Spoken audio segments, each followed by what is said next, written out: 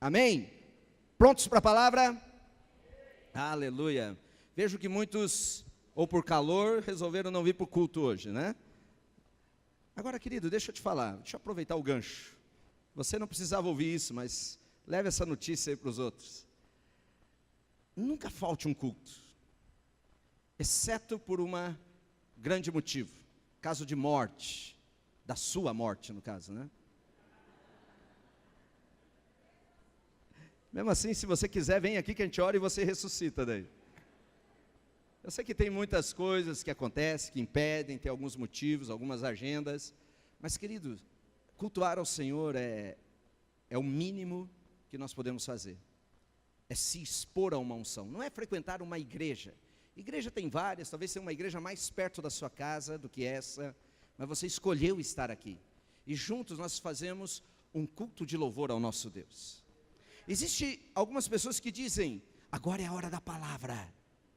Preste atenção, porque a palavra é o maior momento do culto, é o momento mais especial do culto. Já ouviram isso? Isso não é verdade. A palavra não é o momento mais importante do culto. A pregação da palavra não é o momento mais importante do culto. Ouçam isso, o culto é importante. A palavra é mais uma parte do culto. Louvor é cantado a palavra. Então durante o louvor nós estamos cantando o quê? Raul Gil não, né? Gilberto Gil. Cadê o Raul Gil? Não está aí? O Raul Gil está lá na integração. Nós não estamos cantando, nós estamos cantando o quê? A palavra. Sim ou não? Então o momento do louvor também é importante. O momento dos dízimos e ofertas, nós estamos celebrando o quê? A palavra. Sim ou não? Então, não é só o momento da pregação, que é o momento sublime do culto. O problema é que, a questão é que no momento da pregação é o momento que você recebe, ok? É o momento que você é tocado, mas todos os outros momentos é você dá o seu louvor, dá a sua oferta, se expõe à unção, etc e tal. Então, o culto todo, ele é importante, e ele é feito para celebrar o nosso Deus. Então, queridos, vamos valorizar. Ensina teus filhos. Você que tem filho ainda de adolescente para baixo, se você mostra para o teu filho que um programa de televisão, um jantar, ou seja qual for a atividade, é mais importante que um culto, saiba que na adolescência ou na juventude, essa criança, ela vai ter dificuldade de vir para a igreja. Ela nunca vai priorizar as coisas de Deus. Então tudo é didático, querido. Tudo é didático. Então, no domingo, já avisa em casa. Irmãos, filhos, tal hora, todo mundo pronto para a igreja. Não quero ir. Não, hoje é dia de ir no culto. E vamos. Vamos juntos celebrar ao Senhor. Amém? Eu sei que horário de verão, o sol vai bater, nós estamos pensando em se mudamos ou não o horário do culto durante o verão. Mas, enfim, o horário não é o forte. A questão é o culto que nós celebramos ao Senhor. Amém? Venha para o culto, vamos celebrar ao Senhor. Eu quero conversar com você nessa noite, quero falar sobre vergonha. Quantos aqui tem vergonha? Vocês são todos sem vergonha?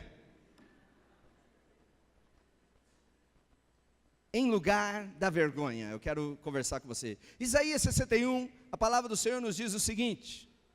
Vocês estão aí, igreja? Em lugar da vergonha, diga vergonha. Em lugar da vergonha, a vez de ter dupla honra. Amém? Em lugar da vergonha. Você pode pôr na NVI para mim, por gentileza? Só mudar a versão. Consegue lá? Isso. Em lugar da vergonha que sofreu, o meu povo receberá porção dupla. E ao invés da humilhação, ele se regozijará em sua herança, pois herdará porção dupla em sua terra, e terá alegria eterna. Amém? Aleluia! Olha o que está sendo profetizado. Em lugar da vergonha, você vai receber dupla honra. O que é vergonha? O que vergonha fala? Qual é o conceito de vergonha? Alguém já disse para você que você é um sem vergonha? Então, vergonha, de acordo com alguns dicionários bíblicos, alguns dicionários de filosofia, teologia, vergonha é uma sensação dolorosa. Vergonha também é uma dolorosa sensação provocada por uma consciência de culpa. Também vergonha é algo que fere a minha reputação e que me leva a me esconder. Esse é o conceito de vergonha. Uma dolorosa sensação provocada por uma consciência de culpa. Se sentindo culpado, e além disso, é algo que fere a minha reputação e me leva a esconder-me, leva a me intimidar, a voltar para dentro. Isso é vergonha. E todos nós, por algum motivo, em algum momento, já sabemos o que é vergonha. Já sentimos essa sensação. Já passamos por esse momento, sim ou não? E eu não sei você, mas não é um bom momento. Não é uma boa experiência. É uma exposição. É acompanhada de humilhação. É acompanhada de dor, de sofrimento. Mas a Bíblia está dizendo, o profeta está dizendo que em lugar desta vergonha, você receberá dupla honra. Agora, veja só, o que deu ao homem? O que traz ao homem a consciência dessa vergonha? Nós vimos aqui que a vergonha, ela traz uma consciência de uma culpa, de um peso sobre nós. Agora, o que leva uma pessoa a sofrer essa consequência? Sofrer esse peso? O pecado? Sim, mas talvez não. Sim e não. Agora, quando nós olhamos para a lei, o que é a lei? A lei são as instruções dadas para Moisés, lá no Monte Sinai, que tinha como objetivo mostrar ao povo o que é certo e o que é errado, o que é bom e o que é mal. Agora, a lei, ela foi dada ao homem com um propósito, para que esse homem conhecesse o que é pecado. A lei de Deus, lá no Monte Sinai, se você não leu ainda, você pode ler isso em Deuteronômio, a partir do capítulo, livro de Êxodo, capítulo 17, 18, 19 e 20, vai falar dessa experiência da lei, em que Deus, lá no Monte Sinai, um monte que fumegava, um monte que tremia, um monte que trovejava, Deus, através dos seus anjos, vem e entrega para Moisés uma norma e uma conduta para o seu reino. Agora, aquela norma, aquela lei, ela tinha um propósito: mostrar para o homem o conhecimento do pecado. Olha, isso aqui é pecado, isso aqui é mal, isso aqui é ruim, isso aqui mata, isso aqui destrói, isso aqui complica, isso aqui te atrapalha. Porém, todo esse conhecimento que Deus expôs ao homem, ele não tinha um propósito de purificar o homem. A lei, diga assim, a lei não tem força para me purificar. Amém? Agora, a lei, ela foi dada para conhecimento do pecado. Através da lei também, é importante você saber disso, que através da lei você não conhece Deus. Você não tem conhecimento de Deus. A lei só te traz o conhecimento do pecado. Agora, entenda isso. A lei, quando ela mostra o poder do pecado, e quando a lei aponta o que é pecado na sua vida, logo ela também vem com uma agulhada ou com uma alfinetada, dizendo: você errou. E essa acusação do erro, essa exposição ao erro, tem colocado no homem uma culpa e um medo. Você lembra o que aconteceu com Adão quando ele pecou? Você lembra disso? Vamos ler em Gênesis no capítulo 3, a partir do verso 9, olha o que aconteceu. Mas o Senhor Deus chamou o homem perguntando: onde está você? Lembram dessa história? Adão e Eva no jardim, e de repente eles se escondem, e Deus sai procurando: onde está você? Cadê você, Adão? Cadê você, meu filho? No versículo 11. Desculpe, o versículo 10 mesmo. Desculpe. E ele respondeu, olha o que ele respondeu. Ouvi teus passos no jardim e fiquei com medo. Fiquei com medo. E o que eu fiz? Porque estava nu, por isso me escondi. Fiquei com medo. Eu vi que eu estava nu. Eu fiquei envergonhado. Eu fiquei com medo porque eu estava nu. Eu fiquei com medo porque como que eu ia me apresentar? Como que eu ia me mostrar nu? Como que eu ia viver agora dessa forma? Adão sofreu duas emoções, duas sensações, que nós só temos uma tradução aqui que diz medo, mas o medo aqui, Adão sofreu vergonha e uma culpa, porque ele estava exposto. Ai, o que eu fiz? O que eu fiz? Agora, quando Deus pergunta para ele, aonde você está? Por que você se escondeu? Eu fiquei com medo, Deus. Eu fiquei com medo porque eu estava nu. Versículo 11 diz assim, e Deus perguntou, quem lhe disse que você estava nu? Quem que te contou? Quem que mostrou a tua nudez? Quem que te expôs? Quem que falou para você que estava nu? Talvez Deus olhou para Adão e falou, quem que foi? Foi o diabo?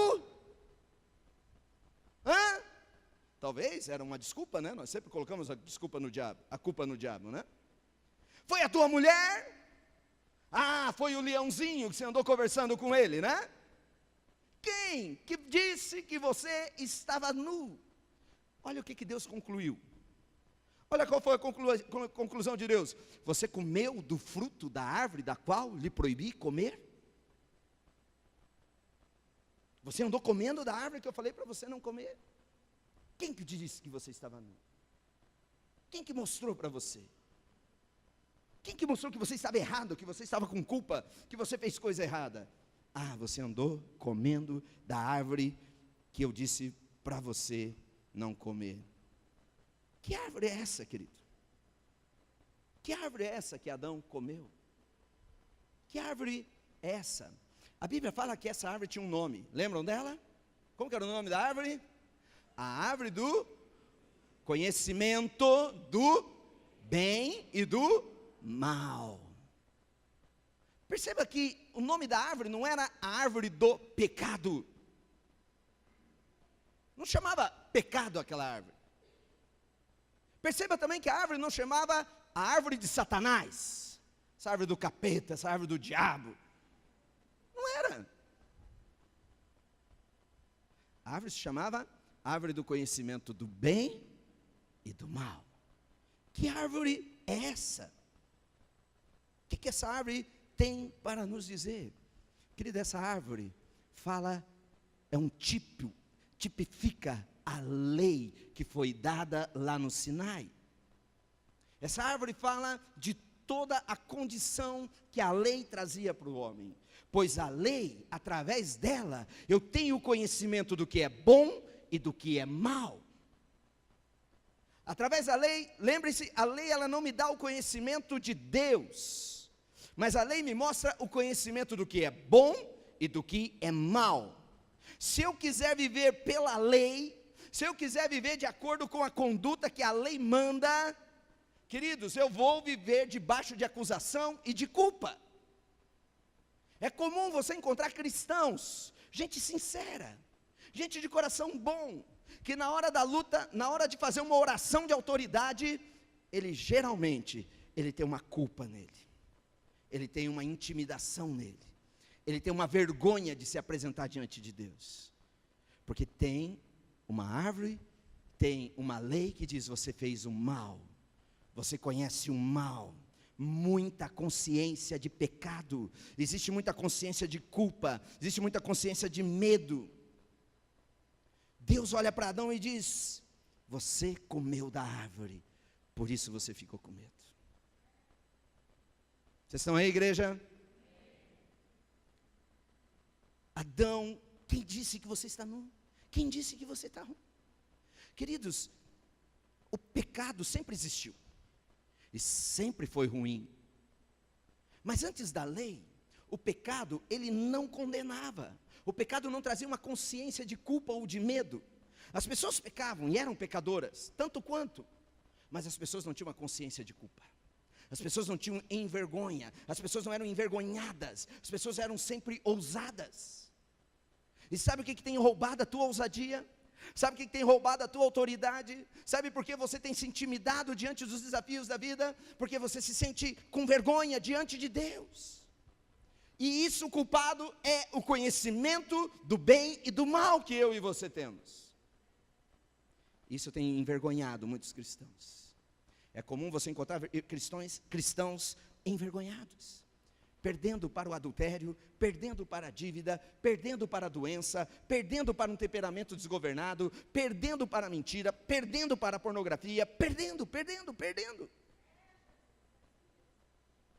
Mas a Bíblia diz, Isaías 61:7, que em lugar da tua vergonha, ei, levante a sua mão se você crê em profecia, em lugar da tua vergonha, o Senhor colocará em você uma dupla honra. Aleluia! A Bíblia diz que o meu povo, quem é o povo de Deus aqui? Aleluia! A Bíblia diz que o meu povo nunca mais será envergonhado. Não haverá vergonha. Não tem mais vergonha. Por que não? Porque um dia Jesus veio e se entregou para morrer e para pagar o preço no meu lugar, no teu lugar. Entendam isso. Jesus em nenhum momento foi pego, foi aprisionado. Em nenhum momento Jesus caiu numa armadilha. A Bíblia diz que Jesus se entregou. Diga, ele se entregou. Nunca houve resistência em Jesus de fugir, de falar, vocês não me pegam. Jesus nunca se escondeu num buraco. Jesus nunca se escondeu numa casa. Jesus nunca se escondeu numa caverna. Ele sempre andou no meio do povo, porque ele veio para se entregar. A Bíblia diz no Evangelho de João que quando Jesus estava no monte, em que Judas já tinha sido corrompido, e já tinha marcado com os líderes religiosos e com os soldados, que ele ia beijar Jesus, e ali os soldados saberiam quem era Jesus, e iriam capturar Jesus, uma armadilha para Jesus. Tinham armado uma arapuca para prender Jesus. A Bíblia diz que Jesus estava no monte junto com os seus discípulos, e de repente vem Judas, e junto com Judas vem todos os soldados, e mais os líderes religiosos. Judas vem, beija Jesus, Jesus falou, rapaz, eu sei o que você está fazendo, hein? Eu sei o que você está fazendo. E a Bíblia diz que os soldados, quando vieram para prender Jesus, os soldados perguntaram, você é Jesus? Você é aquele a quem nós buscamos? A Bíblia diz que Jesus olhou para eles e disse, eu sou. E quando Jesus falou, eu sou, todos caíram para o chão. Todos caíram.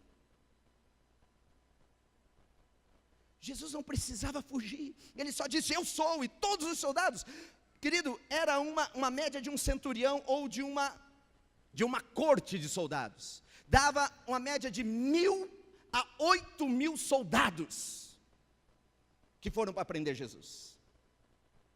E quando Jesus disse, eu sou, todos eles caíram por terra.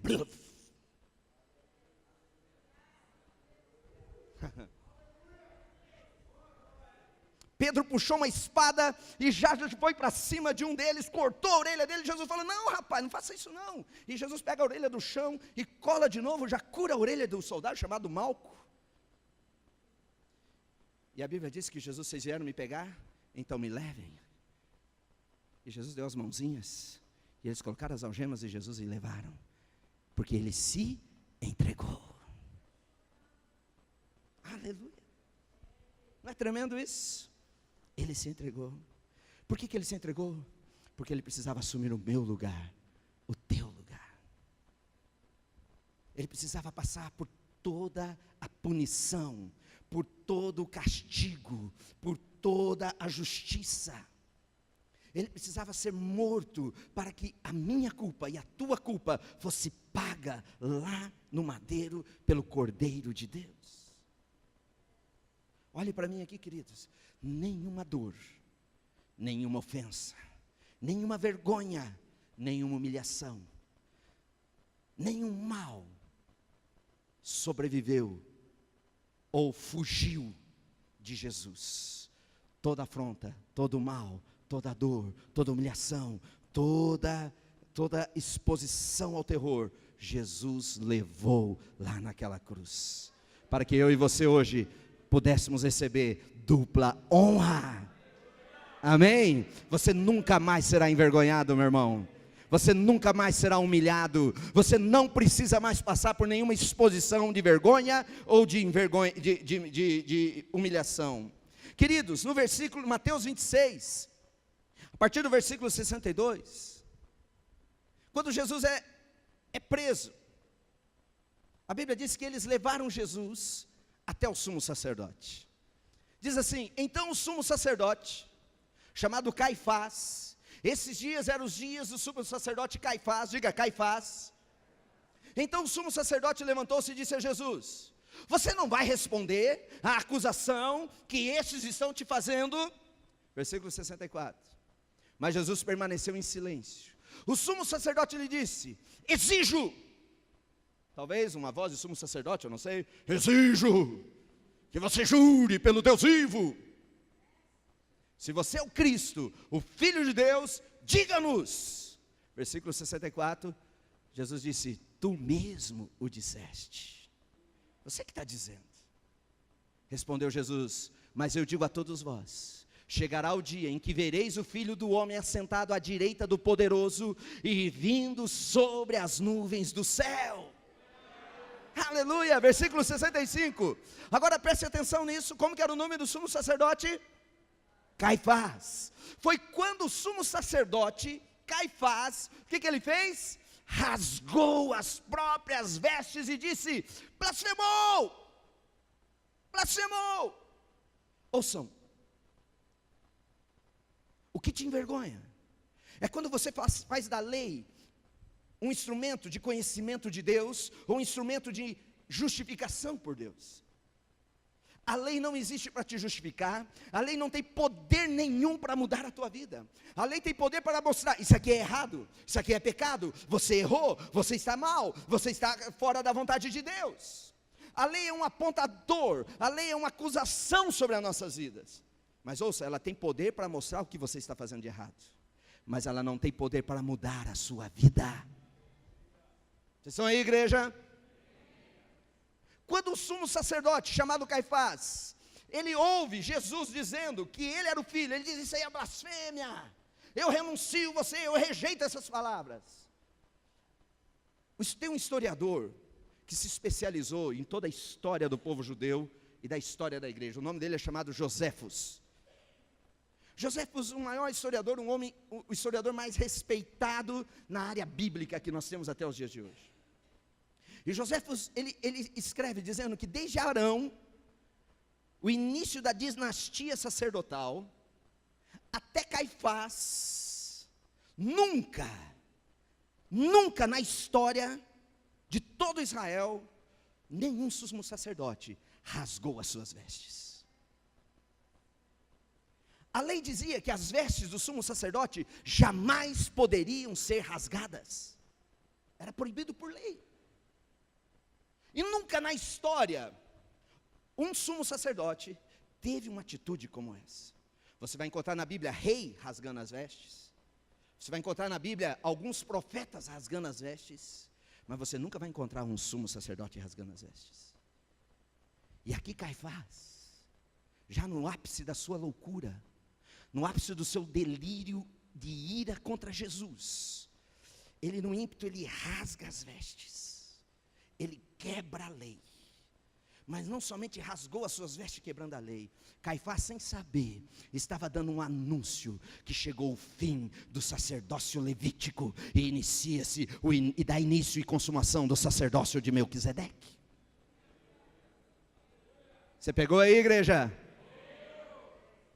Dá o fim a um tempo, determinou o fim de um tempo, de uma era de condenação, de uma era de acusação, de uma era de vergonha, e dá início a um período de honra, não, desculpe, não só honra, mas de dupla honra sobre o povo de Deus.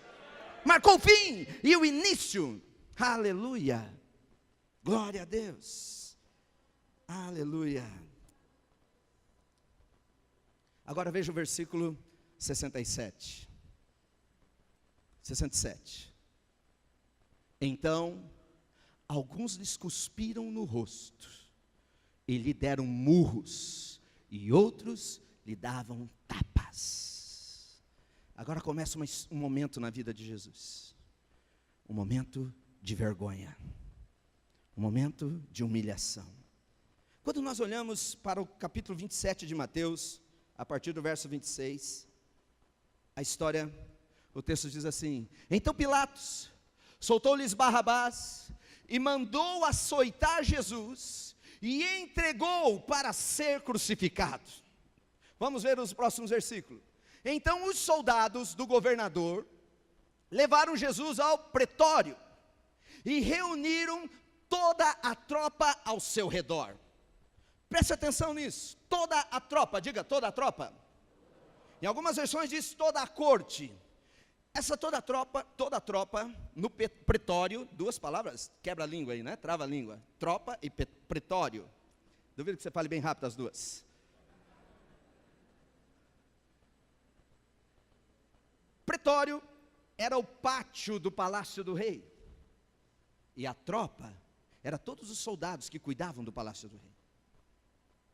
Essa tropa podia ser de 1.000 a 8.000 soldados. Como Jesus não era qualquer um, é provavelmente que estava toda a tropa reunida, como esse texto está dizendo.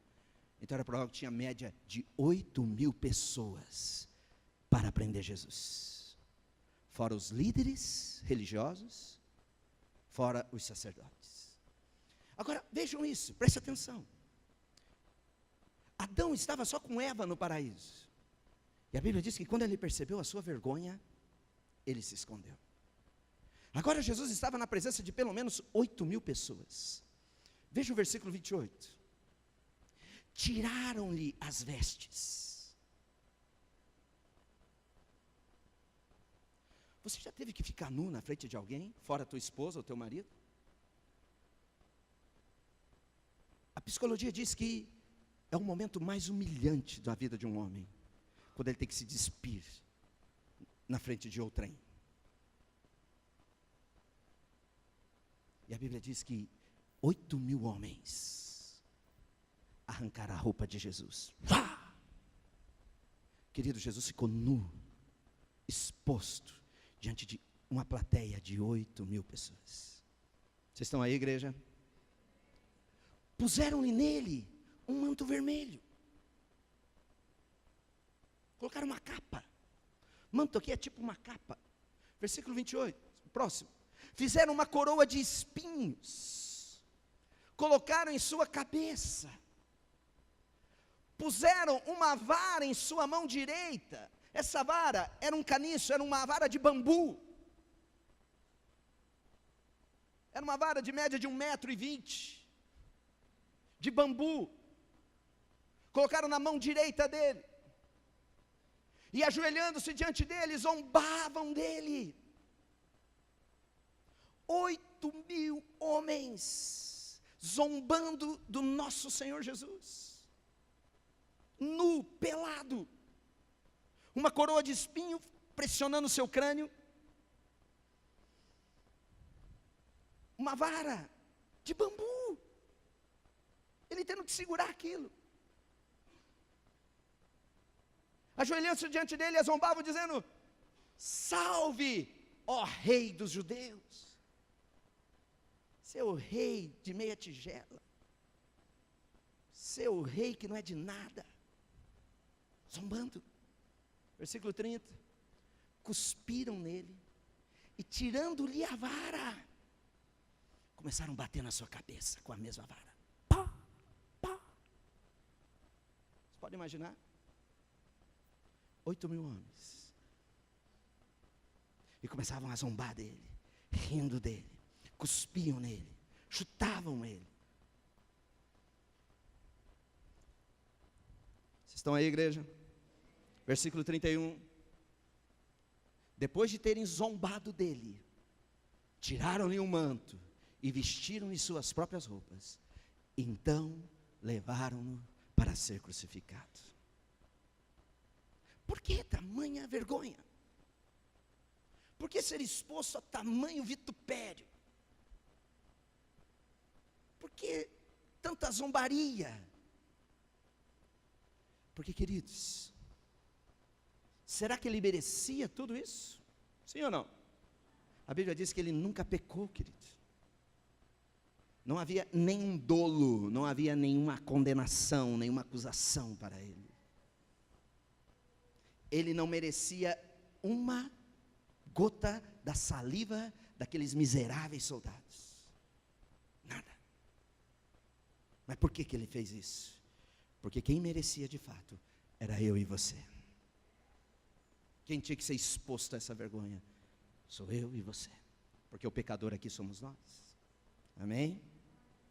Quem foi exposto, quem deveria ser exposto a tamanha afronta, a tamanha vergonha? Mas a Bíblia diz que ele se entregou para estar no seu lugar. Você está entendendo aí, igreja? No lugar da tua vergonha, ele disse: deixa que eu vou ser envergonhado. Em vez de você ser exposto, ele diz: deixa que eu me exponha. Mas Jesus, são 8.000 soldados. Não tem problema, eu passo essa vergonha, para que você nunca mais sofresse nenhuma afronta. Você não precisa ser humilhado, igreja. Você não precisa passar por vergonha. Você não precisa passar por vergonha, credores batendo na sua porta, a doença dizendo que você vai morrer, o divórcio querendo destruir você. Você não precisa mais passar por vergonha. Você não precisa se humilhar a ponto de ter que mentir para não passar um vexame. Jesus já passou por tudo isso. No lugar da tua vergonha, Ele te dá dupla honra. Quando você recebe essa dupla honra? Aleluia, aleluia. Queridos, a Bíblia conta uma história muito linda, muito interessante. Eu vou terminar com ela agora. Me dê mais 5 minutos, quem me dá? Ah, tem uns misericordiosos lá. Aqui, ó, me deram 20 agora já ganhei 20. Ouçam, palavra vergonha no hebraico, vamos aprender uma nova língua aqui, amém? Palavra vergonha no hebraico é boché. Diga boché, ok? Boché ou boshet. Essa é a palavra vergonha. Significa envergonhado, humilhado. E a Bíblia conta que havia um rei chamado Saul. E o filho desse rei chamava-se Jonatã. Já ouviram falar de Jonatã? E Jonatã, ele teve um filho, que é o neto de Saul. E o nome do filho do neto de Saul chamava-se Mefi-bosheth. Mefi-bosheth. A palavra Mefi significa boca ou fala. Mefi-bosheth significava a boca que só produz vergonha. Por que esse nome na vida desse garoto? Por quê? Queridos, e a Bíblia diz que ainda esse garoto, Mefi-bosheth, ele morava num lugar chamado Lo-debar. Diga, Lo-debar. Estamos aprendendo hebraico aqui, amém? A palavra Lo-debar, o prefixo Lo, ele tem a ver com não. Por exemplo, um dos filhos de Oséias, o profeta, chamava-se Lo-ami, que significava não meu povo, você não é meu povo. Lo-debar, a palavra debar, na verdade é dabar, que significa palavra.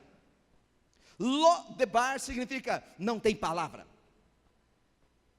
Não tem palavra, não tem revelação, não tem liberação. Mefi-bosheth morava num lugar onde não tinha a palavra, e o que saía da boca dele era só vergonha. Vocês estão aí? Uma vida de vergonha. Uma vida que não tinha nada para profetizar, uma vida que não tinha nada para se gloriar, era só vergonha, humilhação. Agora, quem foi Mefi-bosheth? A Bíblia nos conta que quando Saul saiu para guerrear no Monte Gilboa, Ele vai contra os seus inimigos e Jonatão, filho dele, vai junto para a guerra. E lá no Monte Gilboa, Saul morre. E na guerra, Jonatão vai na peleja e também é morto. Morre o pai e morre o filho. E quando ele morre, nós tínhamos paralelo à história de Saul, nós tínhamos um menino que estava crescendo, já ungido rei de Israel, chamado Davi. Davi era uma média de 15 anos mais novo que Saul. E Davi já estava crescendo, já tinha matado o gigante, já tinha ido para a guerra. As mocinhas de Israel já eram todas fanáticas por Davi. Quando Davi vinha da guerra, ela já tinha até uma musiquinha dizendo: Saul matou 1000, mas Davi matou 10.000. Saul matou 500, mas Davi matou seus 600, né? E era uma musiquinha, todas as tietes de Davi, né? Ai, Davi, lindo! Era assim, rapaz. E isso provocou o ciúme de Saul, e Saul queria matar Davi. Por isso Davi sempre fugiu. Mas agora Saul morreu. O herdeiro do trono, que era Jonatão, morreu. E automaticamente Davi assume o trono. Agora Davi é rei de Israel. E quando Davi se assenta no trono, 2 Samuel, no capítulo 9, versículo 1 diz assim: certa ocasião Davi perguntou: resta ainda alguém da família de Saul a quem eu possa mostrar lealdade ou benignidade, ser bom com ele, por causa da minha amizade ou da minha aliança com Jonatas? Versículo 2: então chamaram Ziba. Quem era Ziba? Ziba era um servo da casa do templo de Saul, um dos imediatos, um dos mordomos de Saul, um dos servos de Saul, para apresentar-se a Davi. E o rei lhe perguntou: você é Ziba? Sou eu, o teu servo. Versículo 3, pode passar. Perguntou-lhe Davi: resta ainda alguém da família de Saul a quem eu possa mostrar a minha benignidade ou a benignidade de Deus? Respondeu Ziba: sim, ainda há um filho de Jonatã, aleijado dos pés. Versículo 5: onde está ele? Perguntou o rei. Ziba respondeu: na casa de Maquir, filho de Amiel, em Lo-debar. Agora ouçam, quando Jonatã e Saul morreram, Mefibosete era um garotinho, talvez nos seus entre 5 ou 3 ou a 8 anos, um garotinho. E ele tinha uma babá, que quando chegou a notícia, Saul morreu e Jonatã também, e dentro da casa de Saul só falava mal de Davi. Davi era uma praga. Foi esse o conceito. E quando a notícia chegou de que Saul morreu, essa babá pega Mefibosete e diz: vamos fugir, porque Davi vem para te matar, porque ele não quer ninguém da família de Saul, porque ele quer ser rei, ele tem uma ganância. E quando ele sai para fugir, a Bíblia diz que Mefibosete ele tropeça e cai. E quando ele tropeça e cai, algo aconteceu que ele quebrou os 2 tornozelos. E ele ficou aleijado dos 2 pés. Passou o tempo, esse garoto cresceu. E um dia ele estava lá, ele não andava, ele não tinha os 2 pés. E um dia, ele olha lá de longe da casa dele, e ele vê a carruagem real parando na frente da casa dele. Ele acha estranho aquilo. Ele pergunta: ué, o que aconteceu? E Ziba, lembram de Ziba? Ziba vai até Mefibosete e fala: o rei te manda chamar. E provavelmente Mefibosete falou: oh não, não, ele me achou aqui, me descobriram, ele vai me matar, ele está me procurando há anos. E a Bíblia diz que Mefibosete vai até a presença do rei. Versículo 6, 2 Samuel 9:6. Quando Mefibosete, filho de Jonatã e neto de Saul, compareceu diante de Davi, prostrou-se, rosto em terra. E Davi olha para ele e diz: Mefibosete, é você? Mefibosete perguntou a Davi. Ele respondeu: sim, sou o teu servo. Foi a primeira vez que ele ouviu a voz do rei. Primeira vez. Anos e anos de humilhação e de vergonha. E a primeira vez que ele ouve a voz do rei citando o seu nome. Versículo: não tenha medo, Mefibosete, disse Davi, pois é certo que eu o tratarei com bondade, por causa da minha aliança ou da minha amizade com Jonatas.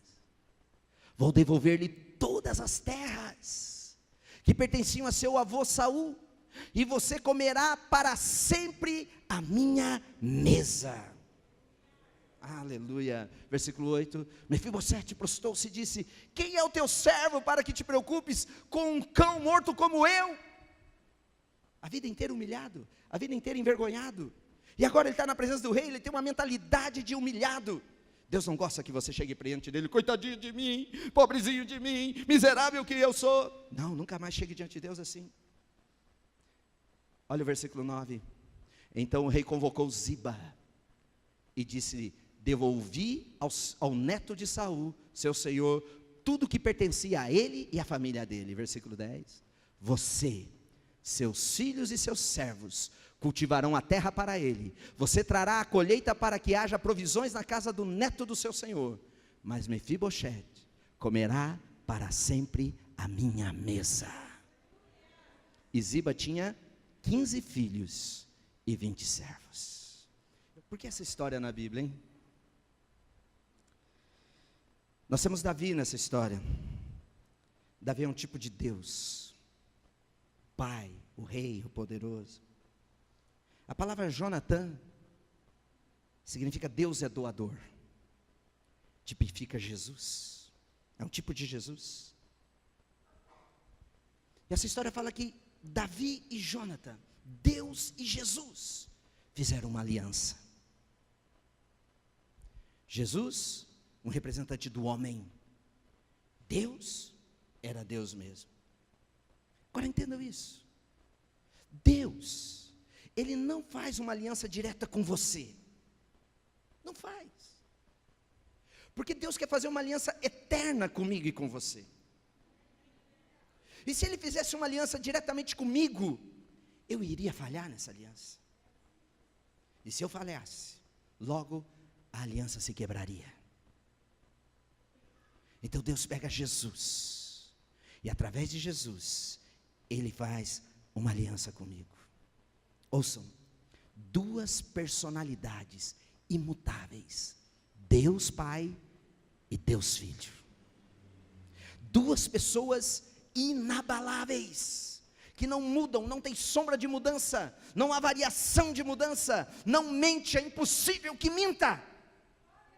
Duas pessoas perfeitas, impecáveis, Deus Pai e Deus Filho, que não falham, não podem cometer erros, fizeram uma aliança para o teu benefício.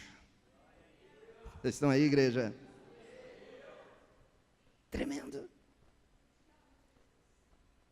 Mefibosete sou eu e você, que talvez vivemos debaixo de vergonha muito e muito tempo. Como que vou pagar essa conta? E agora essa doença? E agora esse problema em casa? E agora o desemprego e essa empresa? Mefibosete, vergonha, humilhação. Querido, Adão se escondeu, mas Deus mostrou de bondade para com seu filho. E essa noite, Ele manda te chamar e diz: não tenha mais vergonha. Eu sofri toda a afronta para que você recebesse dupla honra. Você recebe essa palavra, igreja? Você foi abençoado com essa palavra, igreja?